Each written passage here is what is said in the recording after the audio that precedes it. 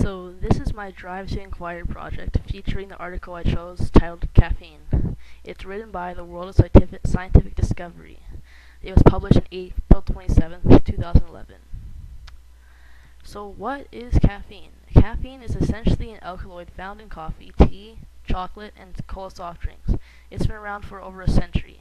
It is one of the world's most used nervous system stimulants. Its molecular formula is C8H10N40. The pure form of caffeine is a solid fleecy white substance. Here are the effects of moderate caffeine consumptions. I have this picture that shows how caffeine affects the brain, the eyes, and the arteries. We can see that caffeine increases your attention and memory performance. Maybe we should drink some caffeine in schools and students wouldn't be falling asleep so often. It also increases the fluid inside the eye pressure. Decreases the risk of heart disease. It increases physical performance along with muscular recovery and decreases the risk of liver disease.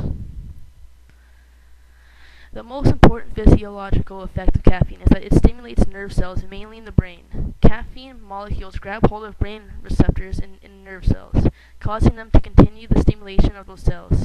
This explains why the common symptoms of caffeine take place, such as wakefulness, awareness, and restlessness, just to name a few. Caffeine affects the nerve tissue in the brain a lot faster than anywhere else in the body. As a result, it could bring about muscle spasms or convulsions, only with very high doses of 10 grams or more of caffeine.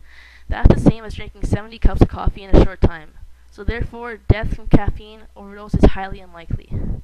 But I actually have a death by caffeine generator that I'm going to show you guys later on after this PowerPoint. In 2010, the U.S. Food and Drug Administration found mounting evidence concerning the dangers of alcohol and caffeine together. It showed that people who drank energy drinks weekly were at a higher risk for alcohol dependence. It was also associated with higher blood concentration levels and in return showed higher rates of risky behavior, e.g. driving while impaired. As a result of this finding, caffeine-spiked alcohol drinks have been taken off the shelves of stores and are now an imposition of the state law restrictions. Here's my information regarding the source citation of my article. I will also include a download to my article if anyone is interested, because the URL is not functioning right anymore.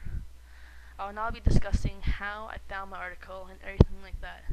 Most people found their article by typing in chemistry-related topics into it, such as mine, caffeine. I didn't find mine this way. What I did was I went to Mr. Leung's Twitter, and he was posting links about article databases, and one of the links was called Gale Group, and it was actually really quite useful. That's where I found my article. It was under the chemistry tab, and on the topics it said caffeine. The reason I chose caffeine was because I've always had an obsession with caffeine since my parents told me that it stunts the growth of people, and this shocked me a little because maybe that's the reason I'm not that tall right now.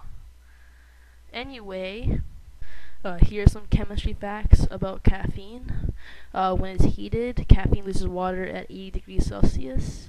It changes from a solid to a gas at 178 degrees Celsius. And it melts at 237 degrees Celsius. It is only slightly soluble in water and alcohol, but dissolves readily in chloroform. The water solutions of caffeine are essentially neutral at a pH of 6.9. Thanks for watching. That's been my presentation on caffeine, and I hope you like it. Have a Merry Christmas.